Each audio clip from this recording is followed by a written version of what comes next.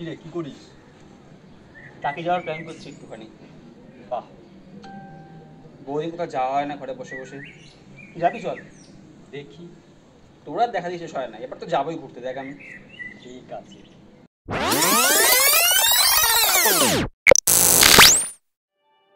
যখন যেমন মনে করি তাই হতে পায় যদি, আমি তবে একখানি হই ইছামতি নদী।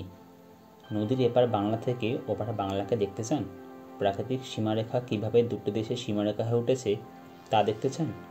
রাজবাড়ি থেকে কালীবাড়ি, রামকৃষ্ণ মিশন হোক বা আশ্রম, গোলপাতা জঙ্গল হোক বা ইকো পার্ক, মাছরাঙা দ্বীপ থেকে তিন নদীর মোহনাকে দেখতে চান?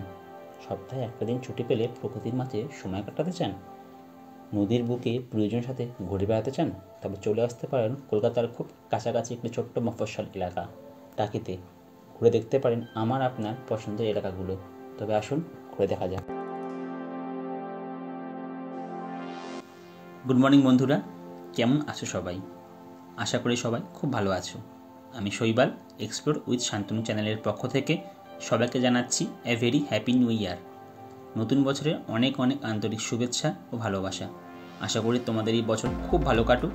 আর শীত পড়ে গেছে, তাই একটু ঘুরতে যাওয়ার ইচ্ছা তো হয়েই থাকে। বহুদিন অনেক প্ল্যান করেও যাওয়া হয়নি, কিন্তু এই প্রাকৃতিক দৃশ্য দেখবার ইচ্ছে ছিল প্রবল। তাই অবশেষে গত 24শে ডিসেম্বর 2023 শীতের রোদ গায়ে মেখে আমরা 3 বন্ধু মিলে বেরিয়ে পড়েছিলাম ইছামতিকে খুব কাছ থেকে দেখবার উদ্দেশ্যে, গন্তব্য টাকি।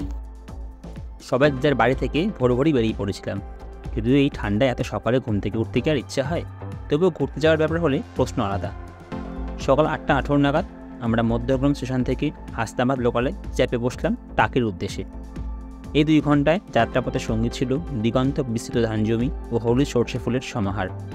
গ্রাম্য পরিবেশের এই রূপ কিন্তু বেশ উপভোগ্য।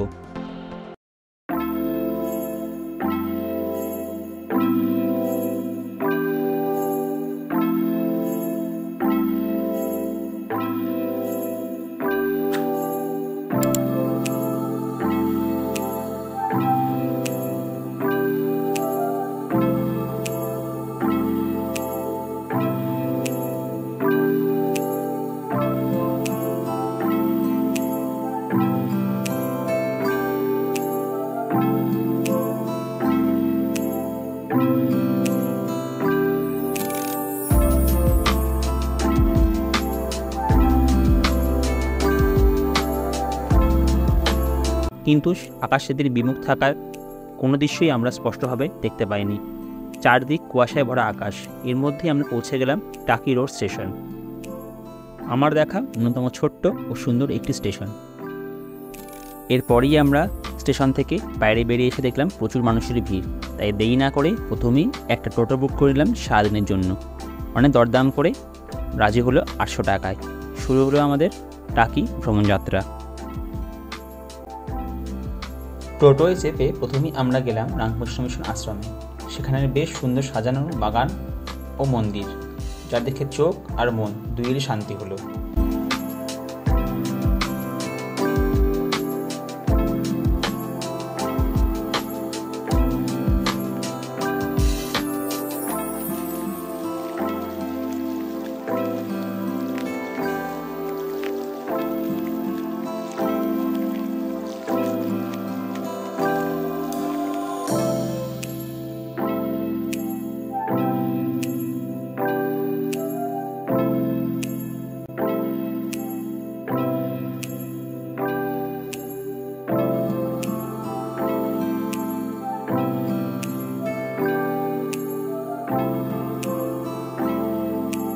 ঠাকুরের আশীর্বাদ মাথায় করে চললাম পরবর্তী গন্তব্যে।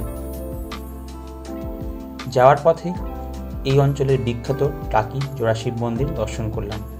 পরিষ্কার বাঁধানো পুকুর পাড়ে অবস্থিত এই জোড়া শিব মন্দির।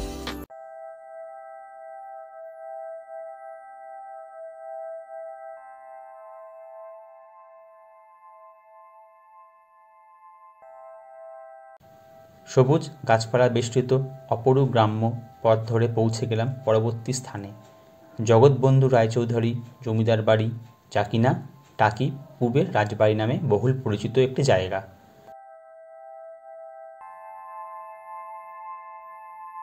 টিকিট মূল্য 10 টাকা।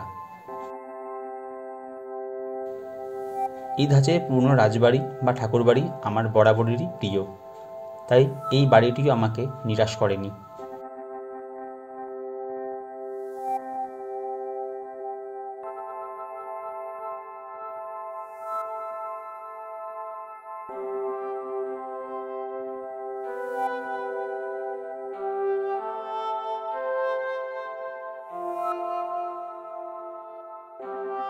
সুন্দর সাজানো দুর্গা দালান ও সামনের পুকুর ঘাটে বেশ কিছু ফটো তুলে নিলাম।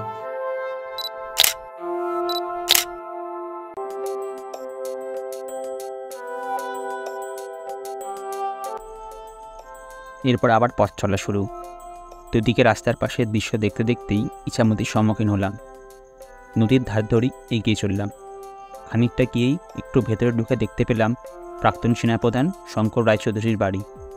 তার পাশেই গয়নার বাক্স সিনেমার সেই বিখ্যাত বাড়িটি। বিশাল বিশাল প্রাচীন গাছের ছায়ায় সেই পুরনো বাড়ি দুটি নিজেদের রূপে মনটা ভরিয়ে দিল। কিছু ফটোশ্যুট করে এগিয়ে চললাম গলপাতা ফরেস্ট ওরফে মিনি সুন্দরবনের দিকে।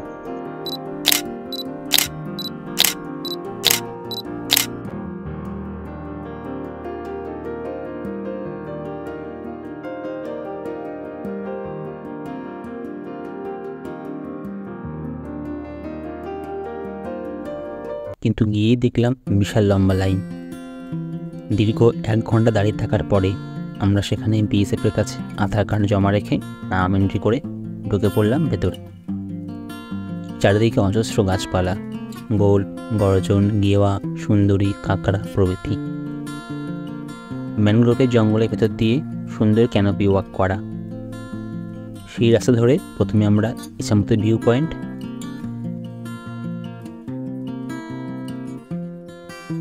আর তারপরে ওয়াচ টাওয়ারে উঠলাম। ওয়াচ টাওয়ারের ওপর থেকে সুদূর প্রসারিত সবুজ দেখে আপনার চোখ জুড়িয়ে যাবে, আর তাই এখানেও কিছু মুহূর্ত ফ্রেমবন্দি করলাম।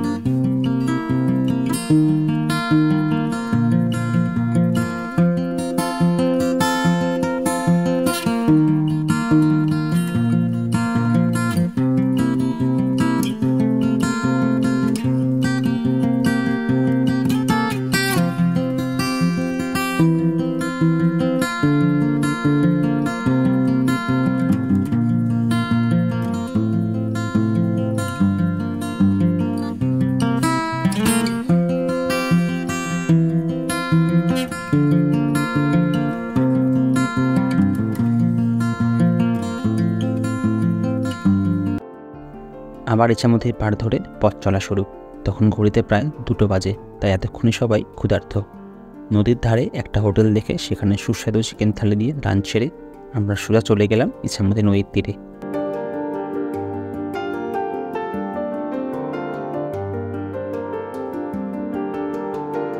অর্থাৎ রাজবাড়ি ঘাটে। দূরে যেটা অস্পষ্ট দেখা যাচ্ছে ওপার বাংলার জেলা খুলনা। কিছুক্ষণ সময় কাটিয়ে আমরা আবার উঠে পড়লাম টোটোতে।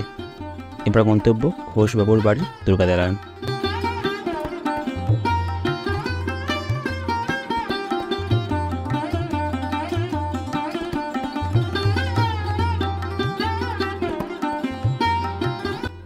সবকটি জায়গার তুলনায় আমার সবচেয়ে মন কেড়েছে এই জায়গাটি। সময়ের সাথে সাথে ইট বালি দুটোরই ক্ষয় হয়েছে, কিন্তু সৌন্দর্য কোনো বর্তমান। প্রতিটা স্তম্ভ এক একটা ইতিহাসের সাক্ষী হয়ে দাঁড়িয়ে আছে। ধ্বংস থেকে সৃষ্টি সবই দেখেছে এই ইমারত। একের পর এক যুগ শেষ হয়েছে, তবে যেন আজও তার স্মৃতি বয়ে চলেছে এই প্রাঙ্গণ।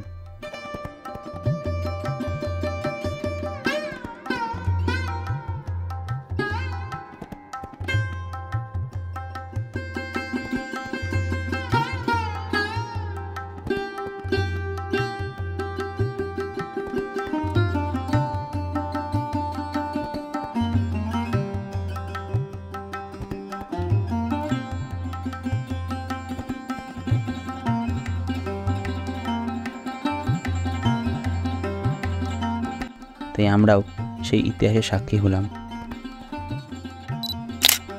যাই হোক, এবার চললাম আমাদের শেষ গন্তব্য টাকি ত্রিশক্তি মায়ের মন্দিরে। অদ্ভুত ছোট্ট সুন্দর এই মন্দির।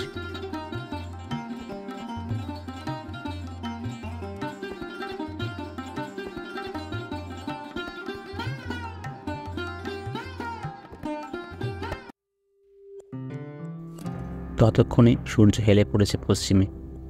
সোনালি আলোয় চারিদিক এক অপূর্ব পরিবেশের সৃষ্টি হয়েছে। আর কি, শেষবারের মতো আমরা টোটোতে উঠে নেমে গেলাম টাকি রোড স্টেশন। সেখান থেকে বিকেল 4:08 ট্রেন ধরলাম। এবার ঘরে ফেরার পালা। সব কিছু দেখলাম, কিন্তু মনের মধ্যে রয়ে গেল সেই সুমধুর স্মৃতি, গ্রাম্য মানুষজনের সাথে ক্ষণিকের সাক্ষাৎ, গোলপাতা ফরেস্টে সেই সবুজায়নের মাঝে পাখিদের কোলাহল, দুর্গা দালানে সেই বহু পুরনো ইতিহাস, ইছামতির বয়ে চলা স্রোতের শান্ত বার্তা সঙ্গে নিয়ে আবার রোজকার জীবনের পথ চলা শুরু। তো বন্ধুরা, আজকের মতো আমাদের টাকির ছোট্ট সফর এখানেই সমাপ্ত।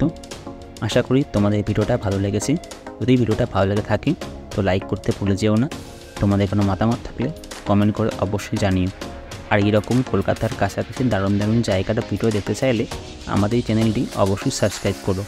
যেমন সম্প্রতি আমরা গিয়েছিলাম জোড়াসাঁকোর ঠাকুরবাড়িতে, চাইলে ক্লিক করে তোমরা এই ভিডিওটা দেখতে পারো। টিল দিন সবাই ভালো থেকো, সুস্থ থেকো।